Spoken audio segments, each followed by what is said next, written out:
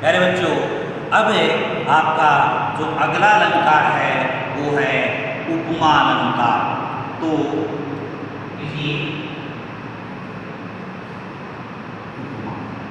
आसान है बेटा, पंक्ति में उदाहरण बता देता हूं। पहले ये आता है सा, से और सी। पंक्ति समझ लें।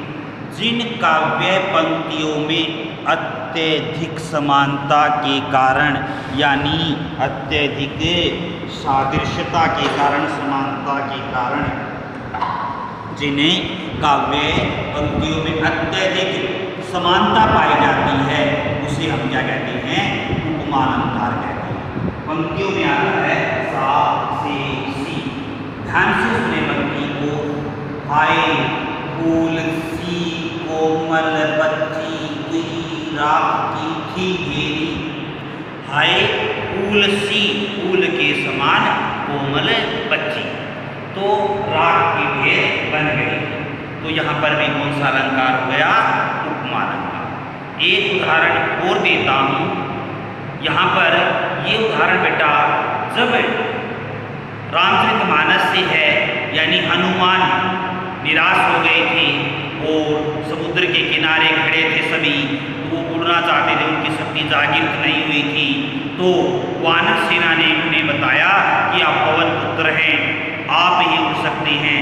तो वहाँ पर उनका उत्साह जगाने के लिए तो ये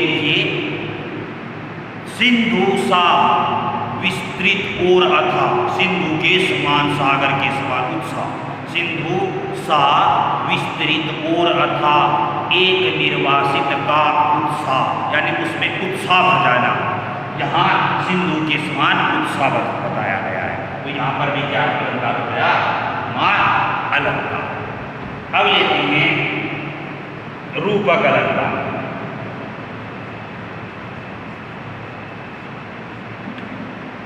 रूपक देखिए, जिन्हें काव्य पंक्तियों में, साधारण सी परिभाषा बता देता हूं, जिन्हें काव्य पंक्तियों में उपमेय में उपमान का, उपमेय में उपमान का रूप आरोपित कर दिया जाता है, उसे हमें रूपक अलंकार कहते हैं। उसे हमें रूपक अलंकार कहते हैं।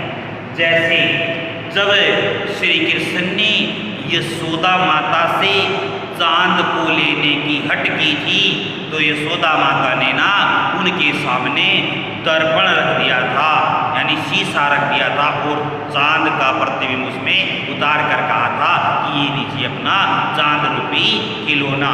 तो पंक्ति है, मैया मैं तो चंद खिलौना ले हूँ कि हे माँ मुझे तो वह चांद रूपी खिलौना ही चाहिए। अब इसी का एक उदाहरण और देता हूँ, लेकिन थोड़ा सा कठिन है, आप अगर याद हो जाए तो कोशिश करना। जितना कष्ट कंटकों में है, जितना जीवन सुमन खिला, गौरव गंध उन्हें उतना ही यत्र तत्र सर्वत्र मिला। अर्थात कांटों पर दुख का रूप आरोपित करना और फूलों पर सुख का रूप आरोपित कर देना होता है। तो इन पंक्तियों में मुझे उम्मीद है कि आपको रूपक अलंकार भी समझ में आ गया होगा। प्यारे बच्चों, यानी आपने कहीं भी शंका हो जाती है तो आपने कमेंट बॉक्स में कमेंट कर देना है, आपके हर प्रश्न का उत्तर दिया जाएगा। अब लिखिए, यहां पर है आपका उत्प्रेक्षा अलंकार।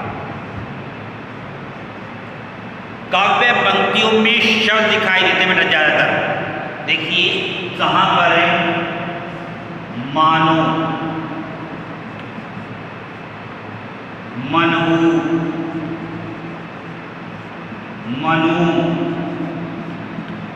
जनु, जानो, जैसे आदि शब्द आते हैं वहां उत्प्रेक्षा अलंकार होता है। लेकिन परिभाषा समझ ले बेटा, जिन काव्य पंक्तियों में अत्यधिक समानता होने के कारण केवल मात्र संभावना पाई जाए। ये शब्द ध्यान से सुनना, केवल मात्र संभावना पाई जाए उसे हमें क्या कहते हैं? उत्प्रेक्षा अलंकार कहते हैं। ठीक है, जैसे उदाहरण दे रहा हूं, सिर फट गया उसका मानो अरुण रंग का घड़ा। पंक्ति में देखिए मानो शब्द आया है, सिर फट गया उसका मानो अरुण रंग का घड़ा, कि सिर फूट गया उसका, फट गया उसका, ऐसे लगता है जैसे कि लाल रंग का घड़ा फूट गया। फिर इसी का एक उदाहरण देता हूं, सोवत ओढ़े पीत पट श्याम सलोने गात, मन हूँ नीलमणि सैल पर आतप परियो प्रभात। तो इन पंक्तियों में भी मन हुआ गया, तो यहाँ पर भी कौन सा अलंकार हो गया? उत्प्रेक्षा अलंकार। फिर एक छोटा सा उदाहरण, प्रातः काल था बहुत नीला संग, जैसे राख से लीपा हुआ चौका अभी गीला पड़ा है। ठीक है, कि प्रातः काल का आकाश ऐसे लगता है जैसे राख से लीपा हुआ चौका खाली पड़ा। तो मुझे उम्मीद है कि उत्प्रेक्षा अलंकार भी आपको समझ में आ गया। अब आगे बढ़ते हैं, तो यहां पर देखिए बेटा, उत्प्रेक्षा से आगे आता है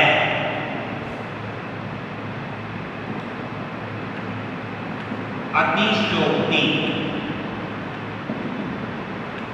अतिशयोक्ति जिन काव्य पंक्तियों में किसी भी बात का बढ़ा चढ़ाकर वर्णन कर दिया जाता है उसे हमें अतिशयोक्ति अलंकार कहते हैं।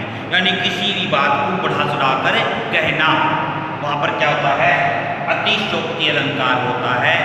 जैसे हनुमान की पूंछ में लग न पाई आग, लंका सिगरे जल गई, गए निशाचर भाग। यानी हनुमान की पूंछ में आग भी नहीं लगी, लंका शिखर जल गई और राक्षस भाग खड़े। बढ़ चढ़ाकर वर्णन।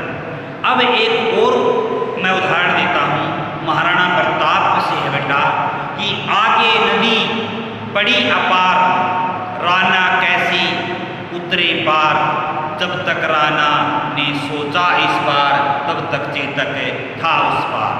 तो यहाँ पर भी यानी महाराणा प्रताप के घोड़े का बढ़ा चढ़ाकर वर्णन किया गया है कि राणा की पुतली हिली नहीं तब तक चेतक मुड़ जाता था। ऐसे बहुत से उदाहरण आपको अपनी पुस्तक से मिल जाएंगे। तो ऐसे ही आपने अपने उदाहरणों को पुस्तक से याद कर लेना है। जो आपको आसान लगे वो कर लेना बेटा। ज़रूरी नहीं है कि जो मैं उच्चारण कर रहा हूँ वही करने हैं, ये मैं बाध्य नहीं कर रहा इसके लिए आपको। तो अब आगे है अतिशयोक्ति से आगे है आपका मानवीकरण।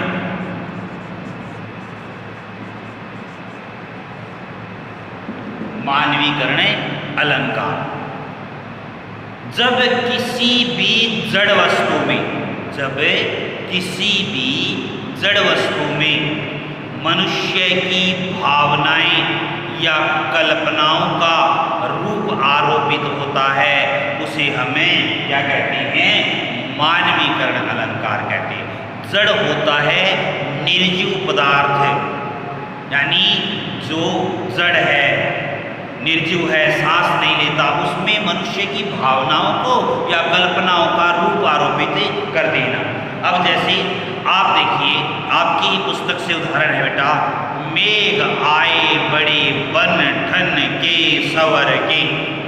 मेघ आए बड़े बन ठन के सवर के, यानी बादल ऐसे लगते जैसे बन ठन कर आ गए हो। अब बादल बन ठन सजते सवरते थोड़ी है, वो तो मनुष्य की भावनाएं, उनकी कल्पनाओं का रूप आरोपित वहाँ पर कर दिया गया है। तो यहाँ पर कौन सा अलंकार हो गया? मानवीकरण अलंकार। एक और उदाहरण देता हूँ, लो यह लतीका भी भर लाई, लता बेल को कहते हैं बेटा। लो यह लता भी, लता यानी बेल भी ऐसा लगता है जैसे मटकी भरकर लेकर आ रही हो। अब लता तो बेल होती है, वो मटकी भरकर थोड़ी लेकर आएगी।